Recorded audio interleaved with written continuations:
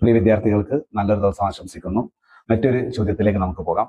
ഏതായാലും എല്ലാവർക്കും മോഡൽ പരീക്ഷയുടെ ചോദ്യപേപ്പറൊക്കെ കിട്ടിക്കാണും, ആൻസർ ഷീറ്റ് കിട്ടിക്കാണും. നിങ്ങൾ അപ്പോൾ ഏകദേശം എത്ര മാർക്ക് കിട്ടി നിങ്ങൾ നോക്കുക. ഏകദേശം 50ന്റെ മുകളിൽ ഒക്കെ മാർക്ക് കിട്ടിയ ആളുകൾ നന്നായി ശ്രമിക്കുക. നിങ്ങൾക്ക് A+ലേക്ക് നിങ്ങൾ സുഖസുന്ദരമായിട്ട് എത്തും.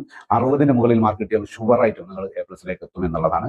അപ്പം അതുപോലെ 50ന്റെ മുകളിൽ നിങ്ങൾ ഒന്നുകൂടി ശ്രമിച്ചാൽ നിങ്ങൾ A+ലേക്ക് എത്താൻ സാധിക്കും. 70 മാർക്കാണ് നിങ്ങൾക്ക് A+ന് വേണ്ടി നിങ്ങൾ ഓർക്കുക. അതിൽ 69 എത്തിയാൽ നിങ്ങൾക്ക് A+ എന്തായാലും ആവും എന്നുള്ളത് നിങ്ങൾ മനസ്സിലാക്കുക. അതുകൊണ്ട് 10-15 മാർക്കിന്റെ ഡിഫറൻസ് ഒക്കെ നിങ്ങൾക്ക് ഈ 10 ദിവസത്തിനുള്ളിൽ സുഖസുന്ദരമായി അടിച്ചെടുക്കാൻ സാധിക്കും എന്നുള്ളതാണ്. 11ാമത്തെ ഒരു ചോദ്യം നോക്കുക. The sum of first 7 terms of an AS is 140 and the sum of first 8 terms is 180. What is the fourth term? What is the fifth term? And the sum of first 10 terms. ഇങ്ങനെയാണ് ചോദ്യം ഉള്ളത്. അപ്പൊ ഇതില് sum തന്നാൽ എപ്പോഴും നിങ്ങൾ മനസ്സിലാക്കേണ്ടത് sum തന്നാൽ എന്തായിരിക്കും മിഡ് ടേമുമായിട്ട് ബന്ധമുണ്ടാവും നോക്കുക. അപ്പൊ 7 ടേംസ് ആണ് തന്നത്. 7 ടേംസ് തന്നാൽ മിഡ് ടേം 4ാമത്തെ ടേം ആയിരിക്കും. അപ്പം 9 ടേം തന്നാൽ 5ാമത്തെ ടേം ആയിരിക്കും മിഡ് ടേം ഉണ്ടാവുക എന്ന് നമുക്ക് അറിയാം. അപ്പൊ അതുപോലെ ഇവിടെ തന്നത് 7 ടേംസ് ആണ് തന്നത്. 4ാം പദം കാണുകയാണ്, ഫോർത്ത് ടേം കാണാനാണ് പറഞ്ഞത്. അപ്പം നിങ്ങൾ ചെയ്യേണ്ടത് എന്താണ്? Sum divided by number of terms. 140/7 20 കിട്ടും. ഇതാണ് ഫോർത്ത് ടേം. അപ്പൊ 1ന്റെ ആൻസർ കഴിഞ്ഞു. രണ്ടാമത്തെ ചോദ്യം ഫിഫ്ത്ത് ടേം ആണ്. ഫിഫ്ത്ത് ടേം അറിയണമെങ്കിൽ അരിത്മെറ്റിക് സീക്വൻസിന് മറ്റൊരു പ്രത്യേകത എന്ന് പറഞ്ഞാൽ പെയർ സം ആണ്. അപ്പം ഒരു സീക്വൻസിലെ നമ്പർ ഓഫ് ടേംസ് ഈവൺ ആണെങ്കിൽ അതിനെ പെയറാക്കി മാറ്റാം, പെയർ സം എന്ന് പറയും. അപ്പോൾ 1 മുതൽ ഈ ചോദ്യത്തിന്റെ രണ്ടാമത്തെ പാർട്ടുകൾ നോക്കി. ആദ്യത്തെ 8 പദങ്ങളുടെ 8 ടേംസിന്റെ സമ്മ് 180 ആണ്. അപ്പോൾ 8 ടേംസ് എന്ന് പറഞ്ഞാൽ ഈവൺ നമ്പേഴ്സ് ആണ്.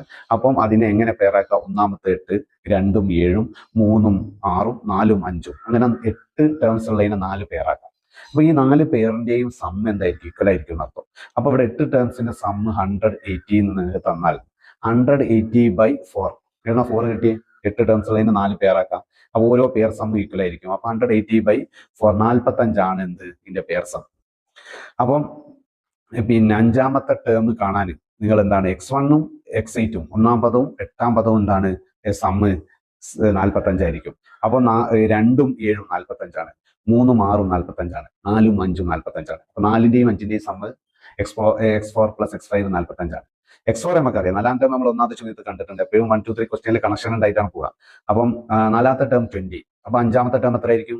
45 - 20 25 കിട്ടും. 5ാമത്തെ ടേം അങ്ങനെ 25 കിട്ടും. ഇതിൽ 4ാമത്തെ ടേം 20, 5ാമത്തെ ടേം 25 ആണെങ്കിൽ ഇതിന്റെ കോമൺ ഡിഫറൻസ് 5 ആണ് നമുക്ക് മനസ്സിലാക്കും. ഇതിൽ നിന്ന് നമുക്ക് ആദ്യത്തെ 10 പദങ്ങളുടെ സം കാണാം. സം കാണാൻ എന്താണ്? n/2 × x1 + xn. ഇതാണ് സം കാണാനുള്ള ഇക്വേഷൻ ഒക്കെ നിങ്ങൾക്ക് അറിയാം. അപ്പൊ 10 ടേമിന്റെ സമ്മാണ്. അപ്പൊ x10 = 10/2 × x1 + x10.